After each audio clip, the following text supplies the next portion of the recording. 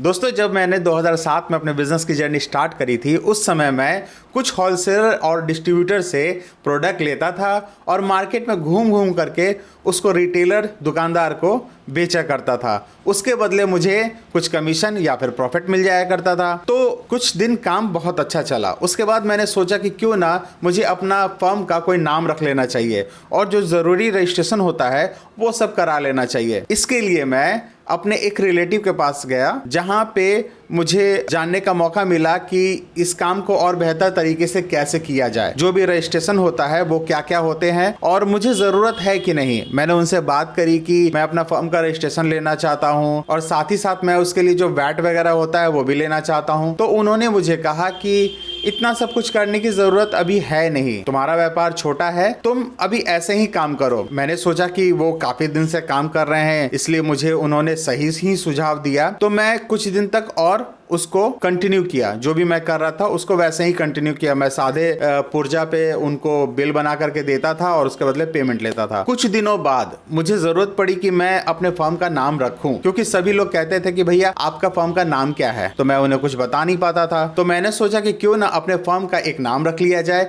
और जो भी जरूरी रजिस्ट्रेशन है उसे करा लिया जाए। तो मैं गया अपने एक अकाउंटेंट मित्र के पास, उनसे मैंने बात करी। उन्होंने बोला कि आप वैट में रजिस्ट्रेशन करा लीजिए और अपने फर्म का नाम रख लीजिए, ये ज्यादा अच्छा है। इससे क्या होगा कि आप किसी को बिल फाड़ के दे सकेंगे, अगर वो टैक्स वैक्स का कुछ लफड़ा है तो वो भी हम संभाल लेंगे, देख लेंगे। मैंने कहा कि ठीक है। तो मैंने उसके बाद अपने फर्म का एक नाम रखा और साथ ही साथ वैट का रजिस्ट्रेशन करा लिया। कुछ दिनों बाद मुझे लगा कि भाई मैं जो ट्रांजेक्शन कर रहा हूँ, मैं जो बिजनेस कर रहा हूँ, उसमें क्यों ना अपना ITR भी भरूं। मैंने बात करी फिर से अपने रिलेटिव से। उन्होंने बोला कि भाई आप कमाते कितना हो जो आप इनकम टैक्स भरोगे। तो मैं भी सोच में पड़ गया कि भाई मेरी तो कमाई कुछ होती ही नहीं है, जो भी कमाई होता है वो तो सारे खर्च हो जाते हैं, तो मुझे तो ITR भरने की क्या जरूरत है। लेकिन जब मैं अकाउंटेंट के पास दोबारा गया, उनसे हमारी रेगुलर बात होती थी, तो मैंने उनसे पूछा कि ITR भरना आखिर क्यों जरूरी होता है। तो उन्होंने जो मुझे उस समय बात बताई थी वो मेरे दिमाग में आज भी घूमते रहता है। उन्होंने कहा कि आपका बिजनेस छोटा है और छोटे बिजनेस को बड़ा बनाने के लिए रजिस्ट्रेशन होनी चाहिए, ITR होनी जरूरी है, आपका बैंक में करेंट अकाउंट होना जरूरी है। मैंने कहा इतनी सारी चीजें, बाप रे बाप, ये सारे काम करने में तो काफी सारे लफड़े होंगे। तो उन्होंने कहा कि नहीं, ज्यादा कुछ लफड़ा नहीं होगा, मैं आपका काम बहुत आसानी से करा दूंगा। और हुआ भी ऐसा। उन्होंने मेरा वैट का रजिस्ट्रेशन करा दिया, मेरा ITR फाइल कर दिया और मेरे सारे पेपर कंप्लीट होने की वजह से तुरंत ही मेरा बैंक में करेंट अकाउंट भी खुल गया। फटाफट बैंक वाले ने कहा कि भाई आपके पास ये पेपर है। मैंने भी फटाफट दे दिया कि पैन लीजिए, रजिस्ट्रेशन शॉप एस्टेब्लिशमेंट का एक सर्टिफिकेट होता था वो मैंने दे दिया और मैंने वैट सर्टिफिकेट दे दिया। उन्होंने बोला हाँ भाई ठीक है, अब आपका अकाउंट खुल जाएगा। वाह, बहुत अच्छी बात है। तो मेरे अकाउंटेंट ने जो मेरा डॉक्यूमेंट्स रेडी किया था उसको देख करके बैंक वाले ने फटाफट मेरा अकाउंट भी खोल दिया। तो उससे मुझे लाभ क्या हुआ? उससे मुझे लाभ ये हुआ कि मेरा बिजनेस का एक प्रोफाइल बनते गया बैंक में। मैं भी जो भी बैंक से ट्रांजेक्शन करता था, मुझे जो पार्टी से पेमेंट आता था मैं उसे जमा करता था और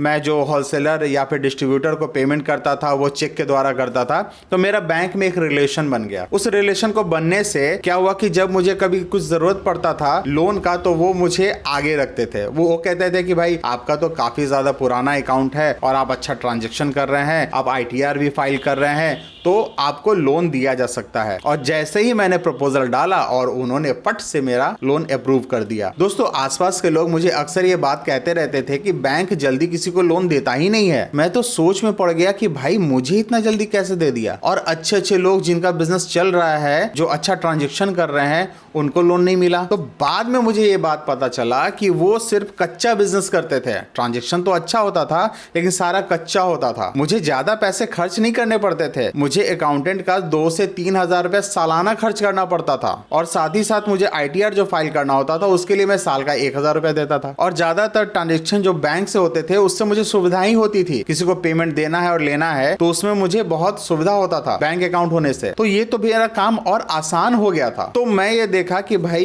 ये सारे काम करने से बैंक वाले ने मुझे काफी अच्छा सुविधा दिया और उसके चलते मैं अपने काम को और ज्यादा बढ़ा सका। तो दोस्तों, आज मैं जो ये देखता हूं कि भारत सरकार ने 12 लाख तक का जो इनकम टैक्स फ्री किया है वो कितना ज़्यादा लाभदायक है हम लोग के लिए। तो दोस्तों, अगर हम लोग 12 लाख के अंदर जितना हम लोग का कमाई है उतना अगर हम लोग रिटर्न फाइल करते हैं तो उससे हम लोगों को क्या क्या लाभ होगा।